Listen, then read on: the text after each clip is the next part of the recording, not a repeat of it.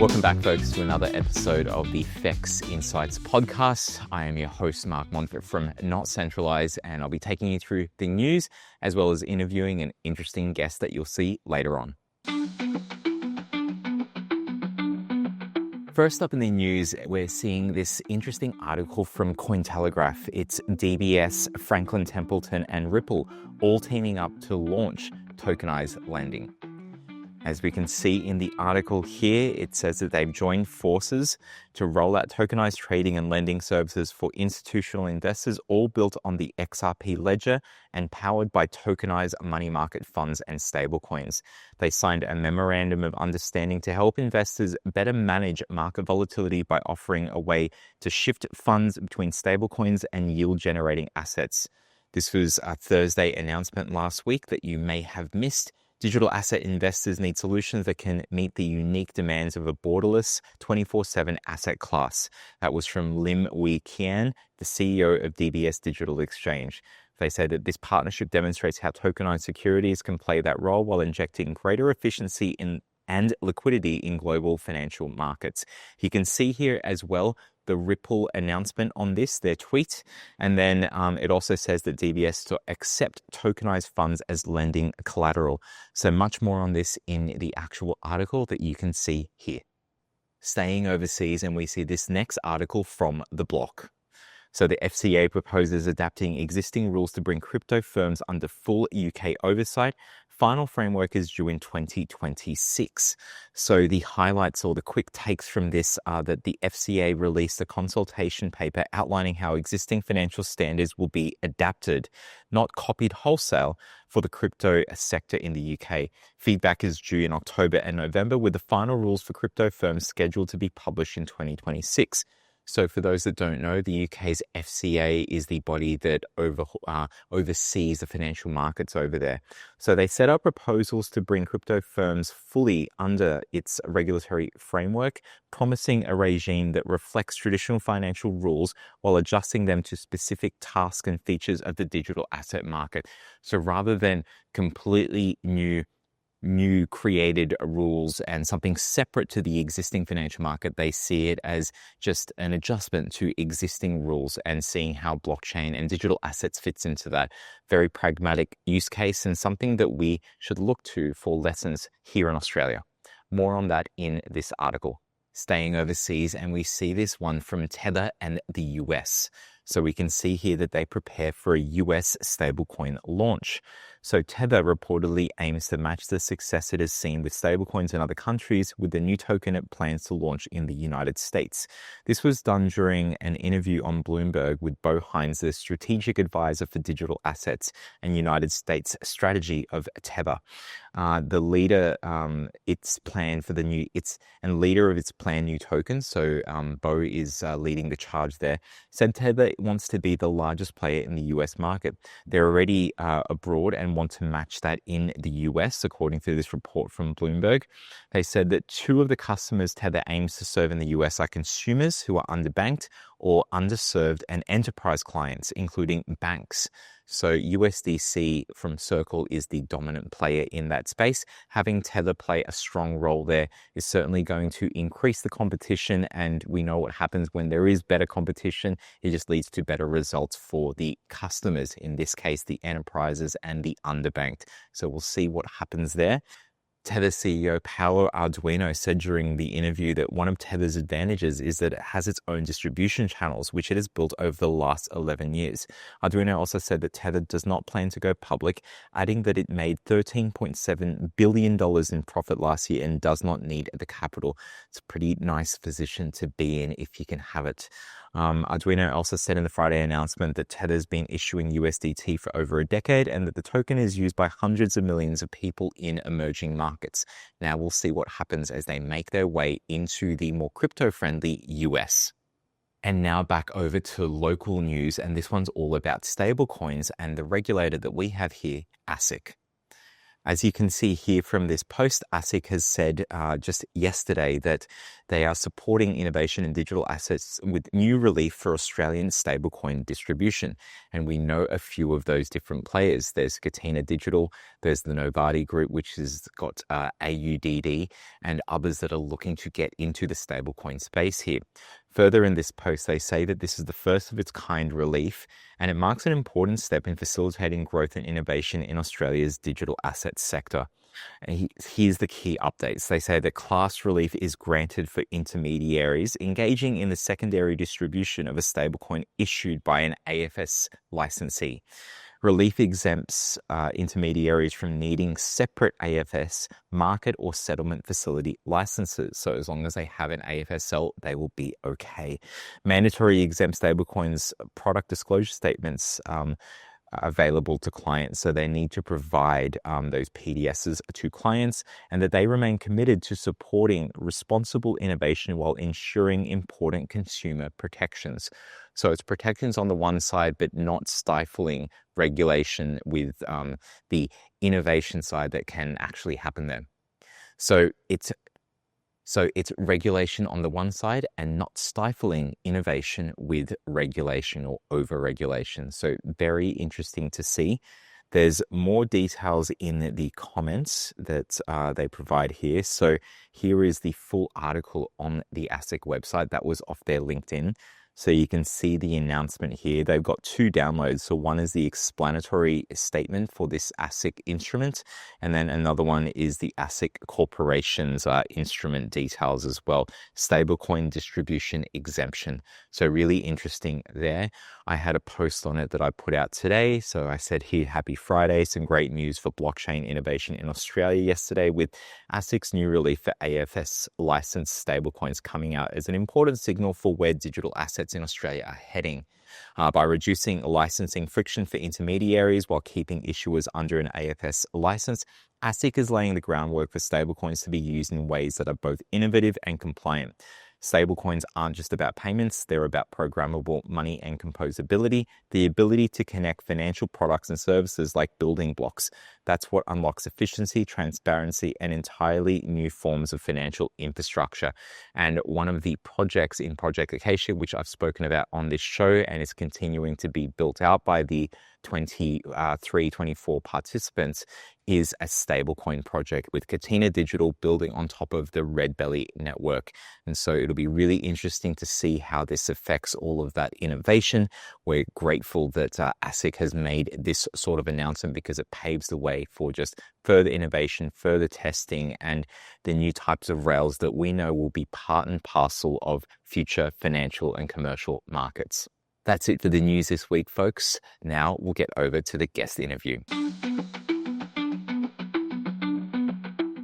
And we're back, folks, for another awesome podcast. And this is an interview, the interviewer type of situation, because Lee, you're normally the one doing the interviews, but Lee Eaton from Independent Reserve, welcome to the show. Awesome. Good to be here. I'm more nervous than usual because I've got to answer questions as opposed to ask them. So I know. There we go. Yeah, I'm the same. Like I've done a bunch of interviews for other stuff, but in the blockchain space, usually I'm the one that's asking the questions here. But I think we're going to go back and forth with some of the conversation. But just to get started, for folks that don't know about you and the work that you're doing at Independent Reserve, could you just give us a little bit of an intro, if that's cool? Yeah, sure. So I'm the group head of sales here. So I guess, my role really is to run the sales team. And I'm a part-time podcaster on top of that. The great thing about being in sales, generally speaking, is that you get to speak to a lot of people. And that's probably the best part. Same thing for the team here. So Independent Reserve, hopefully a few listeners that aren't aware, we're one of Australia's oldest and most trusted, crypto exchanges. We've been around since day dot in the Australian crypto scene, 2013, and we've been going strong ever since. We're now, I guess, located not just in Australia, but we also have a strong operation out of Singapore, business out of Hong Kong and in Dubai now as well. So, we're going places, we like to think, and we're working hard to spread the word about us and just, in the crypto scene in general. I love it. And I think, with the Dubai one, I think, is it Talib that has he moved over now or not yet? No, he hasn't. So Taleb's still in Australia. He'll be sort of transitioning over there. It's like everything else. I mean, we've got an operation there now. We're going to start to onboard customers as soon as we can. But the challenge is, we're still waiting for some licensing pieces to come through and some banking pieces to come through. So he'll make a gradual shift over there. I think he's heading over there for his first sort of trip in earnest in early October, and he'll kind of be doing a lot of recon for us, and then with a view to move over there full time, I guess, in the next sort of 6 to 12 months. Yeah, I think I'm pretty excited for him as well. Yeah, I mean, and exciting for the group as well. This is, I remember going to, I think it was like the 11th birthday celebrations last year. So I'm not sure if you guys have turned 12 yet. It's, since, is it the 12th? Just turned 12. Yeah, just turned 12. We just turned 12. Yeah. Yeah. So we're in our 13th year, really, but yeah, it's just turned 12. Oh, fantastic. Well, look, amazing stuff that you guys have been doing, and definitely one of the stalwarts of the Australian crypto ecosystem, having been there, like you said, and, proof is in the pudding that you have been there since day dot. But before, Independent Reserve, what were you up to? What were the things that led you to joining the firm? It's a kind of funny story. I met Lasanka was probably how I initially got involved with Independent Reserve. There's two stories, how I got involved in crypto and how I met Lasanka, I guess. I can tell you both of them. Both have, sort of, where do I start first with Lasanka? So I used to be working in wealth management, and he came across, so he was the original salesperson for Independent Reserve, and he'd been doing it for nearly, 5-6 years at that point before I joined. And he came across the office in, I guess, a hope for us to pitch Bitcoin and crypto to our customers using, obviously, Independent Reserve. And this was back in 2016-ish, I guess. And that's when I first met him. Of course, that was way too early for anyone sort of in TradFi and, to really consider it. I personally didn't have any sort of hang-ups about Bitcoin. I was curious about it. I didn't know a lot about it at that stage. But I think that meeting ended with me telling him to get out of my office. Never come back. No, that's not true. I like Lasanka from the get-go, and so does everyone. But that's the way he describes it, as me telling him to get out of my office in no short terms. But that's disputed. But anyway, basically what happened was then a few years later, I had gotten deeper into the crypto scene myself through how I personally got into crypto. Funnily enough, there's another, stalwart in the Australian crypto scene. Dan Roberts actually was the guy who probably got me into it. People might know that he is the co-founder with his brother Will for RS Energy, or Irene, which is doing incredibly well on the Nasdaq over there. They've been killing it. I guess they've done a little bit of a pivot with their data centers into AI as well, but they're originally a Bitcoin mining business. And I remember having a chat with him. We did some work with we just knew him from around the traps. And I remember he was talking about Ethereum, and this is before he started Irene, and he kind of said, I'm working on something big. And like, well, what do you mean working on something big? And he's like, and he started outlining, I guess, the blueprint of what he was doing. And this is just after, so I guess Bitcoin had gone through that sort of 16, 17 sort of peak and crash. And I thought at that point, I'm curious in this thing, but it seems to have died, And he goes, no, you don't understand. You've misunderstood here. It's just kicking off. And I remember thinking, you know what? I think I've not looked at this deep enough, right? So I kind of went down the rabbit hole at that point and started doing the research and getting more and more into it. And I was like, you know what, I have missed the trick here. And that's personally, I guess, how I started getting curious about it and doing the research and finding out about what the scene was all about. And then actually when Lasanka came back to me, he followed me up around about, must have been 2018, 19. And at that point, I'd gotten right into this space. And he said, is now a good time to, pitch, Bitcoin to all your clients and all that kind of stuff. And at that point, I was a consultant with KPMG doing the TradFi thing. And, I said, you know what? Since we've last spoken, I think I'm into this. How about I come work for you and help you pitch this? Yeah. And so that was my pitch to him. It's like, oh, no, I can go to the same wealth management industry that you were doing before. I know that space. I think that maybe you're ready for this. And I know how to talk to those guys. Let me have a crack at, pitching it to them. That was 5 years ago now. And as they say, the rest is history. And yeah, it's very fascinating. Mate, that is amazing. You literally, you were red pilled. And it's really funny because I remember that time, because that's when I was first seeing it and investing in the space myself. Like I invested at the top, like many a good investor does. But I was able to get out with not too much of a loss.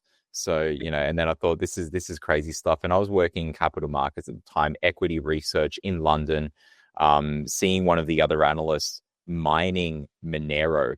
And I'm like, what is this thing? Like, I know about Bitcoin. What's this other? It's all scams and stuff like that. And it wasn't until it's good that you've had the persistence of folks around you. It wasn't until 2021 or even 2020 for me that I really went down the rabbit hole again and saw that there's much more than the headlines of scams and stuff like that. There's all the technology underneath. There's definitely the investment opportunity as well when done the right way. But I wish I'd known about it earlier, but hindsight is 2020. But it's great that you're in the space as you are. And I think it's been pretty amazing to see the growth that you guys have had. For folks that don't know, I was on one of your early podcasts. Very good. I think you might have been number 2. You might have been number 2. Yeah, which is crazy. We'll have to tee something up again because I've seen some amazing things that you guys have done. But talking about the podcast, I think it's great that you guys are doing that. You must have had some really interesting insights that have come your way from speaking to the variety of people. What number are you guys up to now in terms of podcasts? Like, how many has it been? I think up to around 28, or technically 29. So we had to scratch one episode, not because of anything that was said, but because we were when we were first doing it, as you remember, like everything else, when we started the podcast, we really literally just sat in the room with the camera, pressed play, and said, let's just go for it and see what happens. It wasn't the sort of more polished production you see now with lights and all this other kind of stuff and proper audio and all this kind of stuff. As you remember, we just pressed play. And so, because I guess of that, the sharp learning curve we went on, we had an episode with Joni Pirovic, and halfway through the episode, we didn't know what to do. We didn't have microphones or whatever. So we just had cables, with microphones running up underneath the table. Right. And we just at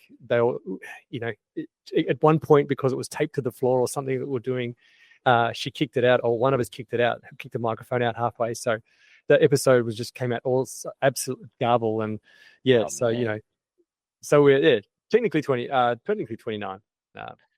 Yeah, that's good. But also, did you get Joni back on? Did you get her back on for a follow-up? I have asked her a bunch of times. Okay. Her business is going too well. I just can't grab her now. Yeah. So she's got that new project, and last time I spoke to her, she's like, I'd love to, but I'm going to be spending 6 months in the States and 6 months in Europe and doing all this stuff. And I'll try and squeeze you in at some point. So now she's got too big for me. So maybe I've definitely asked her. I'd love to have her back because we have to do the redo. Oh, absolutely. I mean, she's at that intersection of blockchain and AI with the startup that she's got. I think she's just gotten into Techstars, or one of those cohorts where they invest in you and, take you through startup boot camp and all that kind of good stuff and help you grow. So, definitely get it back on when you can. But just amazing guests that you've had. So that was legal. You've had Adrian on, was co-founder, one of the first ones that you had. I was lucky enough to be on. We spoke about a little bit about AI actually back then as well. I was just kicking off then, yeah. It really was. And, the association and stuff. And I think there's some more interesting things that you guys have been doing since then. But what's been some of your, without, everyone's a favorite, of course, which is what I say as well. There's no favorite, but what stands out to you is some of the more interesting things, or if someone was to say, what's something that memorable that's kind of happened on the show? Interesting takes or insights from guests or anything like that? Yeah, look, we've had such a broad range now of people. Pretty much everyone, I guess. There's been a common thread that's run through it all, which has been a lot of founders, right? So a lot of guys who have just taken just run with a business, and so every episode's been fascinating because they've shared their stories from going from just an idea into these really successful businesses, and that's always generally cool. One episode that really stood out, I had the guys from the IMF. It was one of my, I don't know if you remember. So the guys, I think most people know who they are, but they asked on the podcast, they asked to have their some NFTs, 2 of their NFTs, floating. So we had to kind of work out how to get their NFTs to float above their faces for the entire episode, which, was pretty cool. But then when I replay back, it's just me talking to these 2 NFTs. But they were really interesting because those guys are just fascinating guys. They really are. They're just we've got an idea, we're going to go for it. We don't expect you to understand it. If you don't understand it, it's not my problem. We've got this thing and it was fascinating to listen to the way they thought about things. I remember asking asking them, a question of like, so we're at this intersection between, where TradFi meets crypto. And my question was something along the lines of like, so how do we go about onboarding, or how do we make crypto more accessible for people, who are used to the TradFi? And they've said, I just remember this answer. It was just like, yeah, we don't think about that because you know what? Eventually all those people are going to be dead. And that was his answer. And I remember thinking, I guess so. But it was that was the whole interview that we just went like that, where they were just giving it. Often people will tell you kind of like typical answers, and they were like, no, they really thought for themselves. They really just were like, here's our rationale. If you don't like it, get on board, or we'll see you later. And I just love that attitude. So it was really fun. That was just because it was such a fun podcast. I think that was one of my favorites. Yeah, I'm taking a look through, and I encourage people to definitely go watch your YouTube to see like all the different episodes that you've had from folks that we know, like Digital Economy Council CEO Amy Rose to the former CEO there and Chief Operating Officer with Rochelle and Steve, who are now Blockchain APAC. And you've got Jock and Fletcher from Hashlock. You've had who is this? Oh yeah, Shane from Crypto Tax Calculator, Joe Shu, the Blocker and a guys, Sydney Swans midfielder, Chad Warner. Like we've gone to a few. We should get into that. We should get into the later on, like the we've been to a few games with you guys and stuff. But what was it like with a sports person? How did that go? Is he into crypto? No, not at all. Yeah, no. Okay. So we've had a long running, I guess, for about 4 years, I think the association with the Swans has been up and running now. And we finally decided, like, eventually we had to get someone along from the Swans. And Chad was a really interesting guy. Obviously footy's his life, footy's his passion, but he was really well spoken, and he gave us some really great. We couldn't really talk about crypto. I think there was this ongoing joke within the Sydney Swans, because none of the guys were that into crypto, but one of the guys had gotten into D's nuts.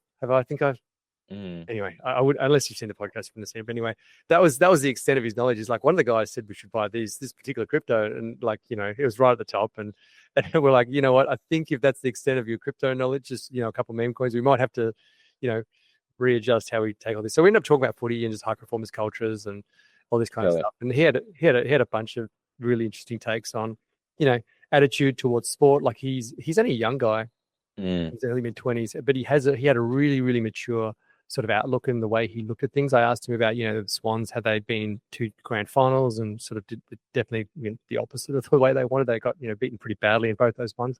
And the way he sort of talked about it was just really mature for a young guy. And, that was a really refreshing take. So yeah, we talked a lot about high performance culture and what it's like being a professional athlete. And it was a really different take, but there was a lot of commonalities actually with what he said. With people like Shane Brunette, for example, Crypto Tax Calculator, talked about in terms of how they manage their organization and how they deal with challenges. And there's lots of, again, just really fascinating how you can you talk to all these high performing people and successful people, and it's funny the commonalities that they all talk about, in terms of how they go about running a business or being a professional sports person.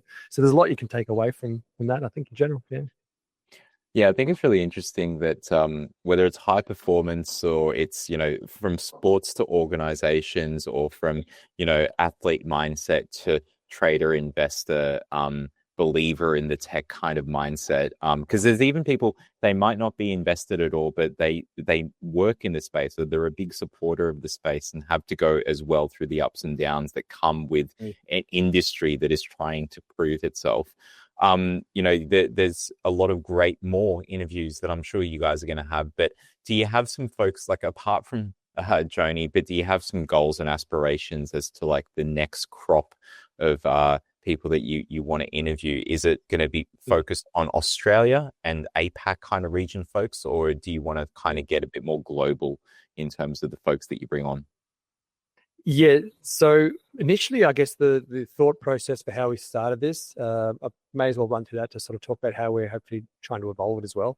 We really wanted to showcase, the Australian crypto scene. In Australia, we have this sort of constant challenge. Like you said, it's this nascent sort of industry, sort of fighting to prove its worth and fighting to prove its sort of status amongst, existing industries. And it's punching well above its weight, and it's showing incredible resilience. And when you talk to the people about the resilience they've seen developing their own businesses and, developing, the industry in Australia. It's just great to showcase those personalities and the talent that we have working in this space and some of the problems that they're solving and how they've gone about solving it. But we really wanted to show the personal side of it. So you'll probably see that we often ask, a lot about, who are you really? Like, what is something? Because everyone knows that, like, for example, Steve Vallis, great guy, right? Everyone knows Steve Vallis, but I didn't know that he was a huge WWF wrestling fan, right? Huge, and he lives with, that's his thing. He basketball and and everyone comes back. And Mike Bassina, for example, everyone knows, he's now an international sort of traveler, and what's the word I'm looking for? Man of mystery. He's definitely a man of mystery, and known as being this sort of international guy who just is, what's the word I'm looking for? Anyway, stalwart. I don't know. I'm not trying to say. So, but for example, the point I'm trying to make is he was like big into like video games, and no one knew that about him, right? And so I learned all these really cool things. And after the recordings, a lot of people would come to me and be like, I didn't know Mike was into.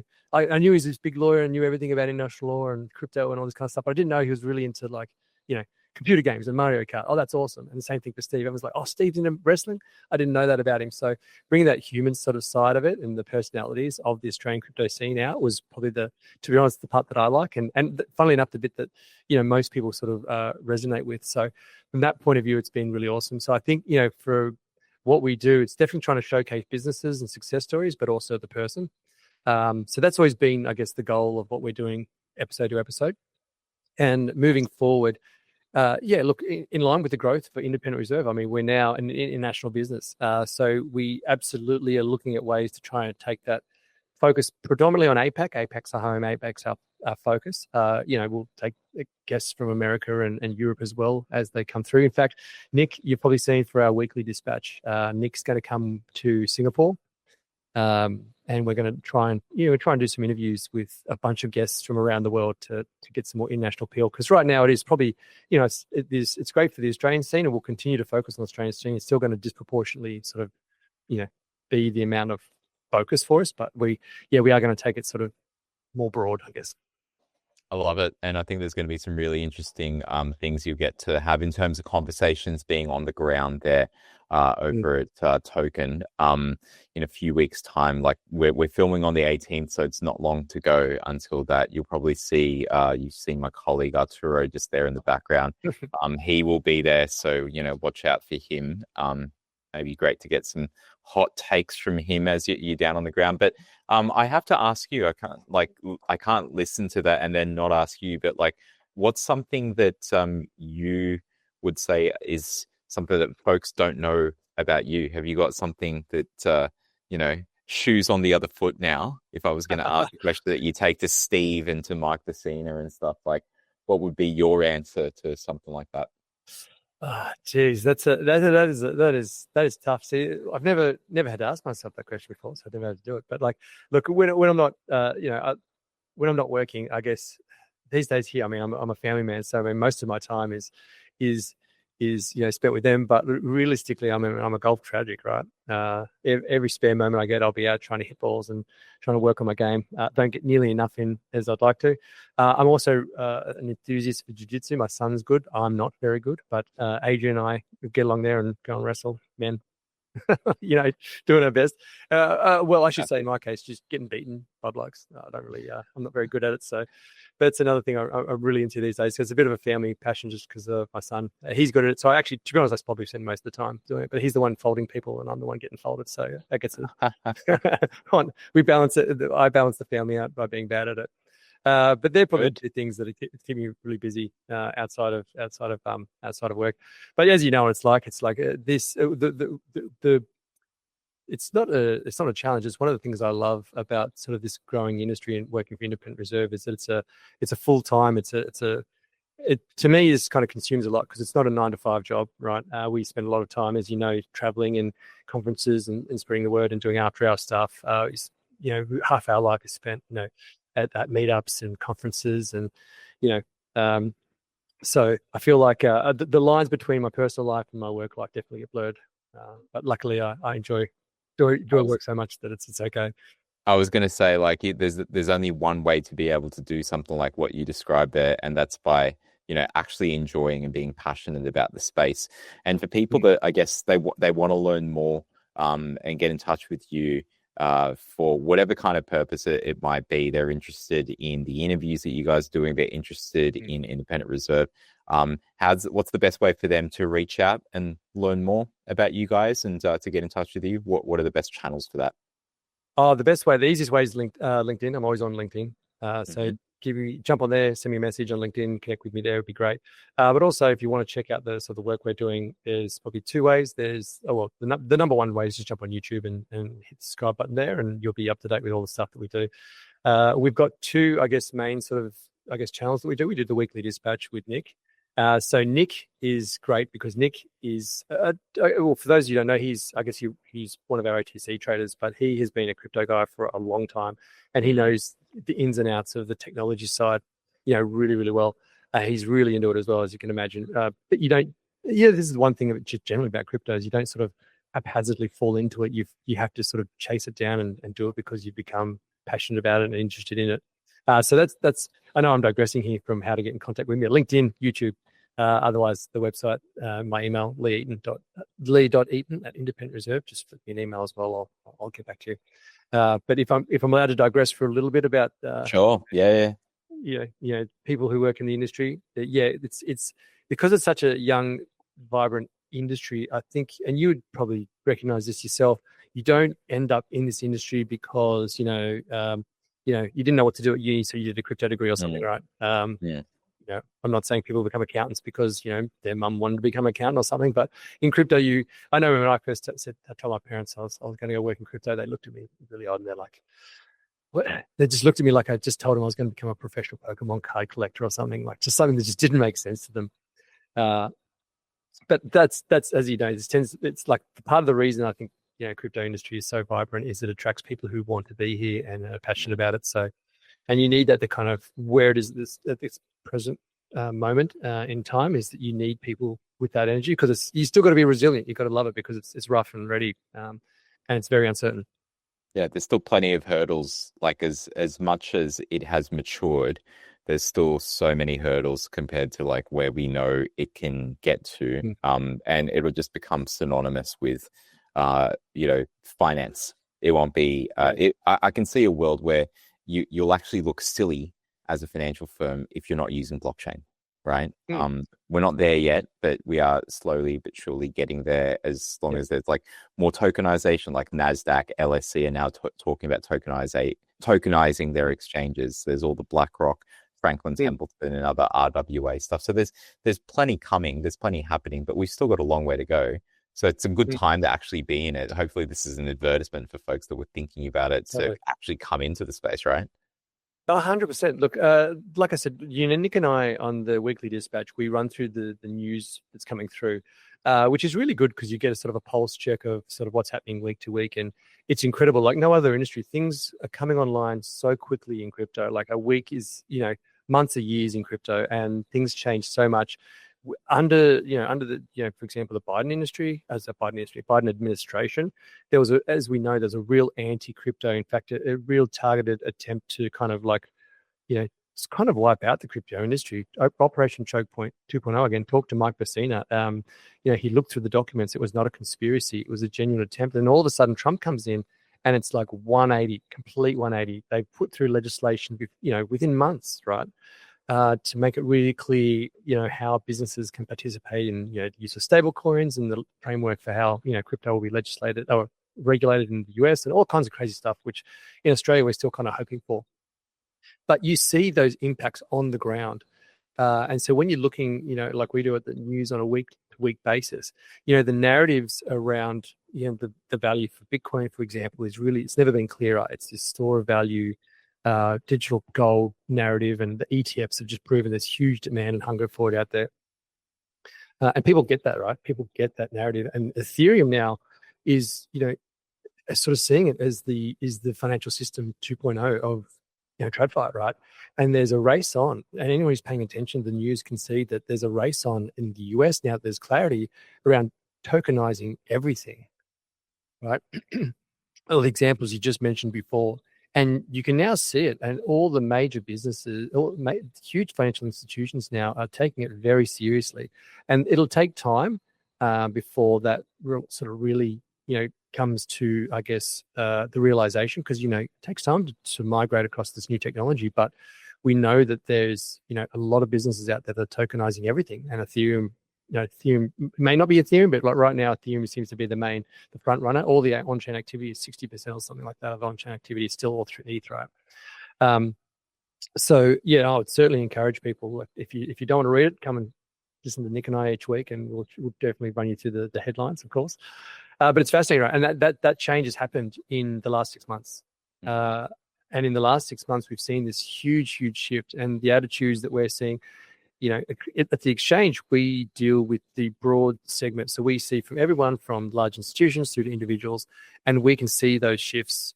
We see them in the conversations we're having on a day-to-day basis, and they have undoubtedly changed. So, if you're all curious about this, now is the time to really get in the ground floor of understanding it, because it's only going to run away from you pretty quickly if you don't make a step.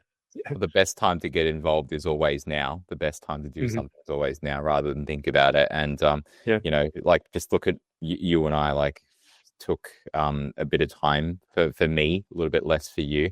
But getting involved has been very fruitful for both of us. So I think, dude, there's so many more interviews that I'm keen to see you guys doing. Keen to get you back on the show and grab some of your insights and stuff. And let us know when you want someone like me back on yours. So happy to come over the bridge. Cheat up. When are you? Well, first of all, when are you free? And who would you like to see on? That's a good question. Could we get Gary Gens? No, I'm just joking. I'd love to see some international kind of folks, maybe more from like the APAC region, since we see Singapore, Hong Kong, like a lot of great, interesting things kind of happening in that space. Like, we've got some great names that come down to Australia. So maybe some of the folks from Standard Chartered. It'd be great to see someone like those guys on, given the tokenization innovation stuff they're doing. And a lot of Aussies that go to like the big industry events know the Standard Chartered friends, because some of them are expats. I'd love to see those guys on, and happy to facilitate and tee up any intros if you don't have already. And I'll work out with you when I can come back over, because I live on that side of the bridge. So you're down the road. I really need to just come back to the office. Our studio door is absolutely always open for you, Mark. So please, you just let me know, and it'll be on. Yes, the Stanchart guy. All right, that'll also happen as well. So I know a couple of guys from Stanchart. That's the great thing about crypto, is you all kind of know each other. So consider it done. I love it, mate. Lee, thank you so much. Thanks for being on the other end of the comfort zone. How'd I go? Really well. Is this all right? Okay, good. Yeah, no, that was awesome, man. That was great. So we'll put all the links in the show notes, and we'll see you for another episode soon. Okay, see you, Mark. Thanks for having me. Cheers. What a great interview there, folks. It was really great to see Lee's perspectives in terms of the interviews that he's done in the space and the things that he gets to do working with one of the oldest exchanges in Australia, Independent Reserve. So we'll see more from folks like Lee in future episodes. That's it for this week's episode, folks. Thank you so much for your time. I'm Mark, your host from Not Centralized, here at the FEX Global Markets site, and we will see you for another exciting episode in the world of FEX Insights soon. Have a great day.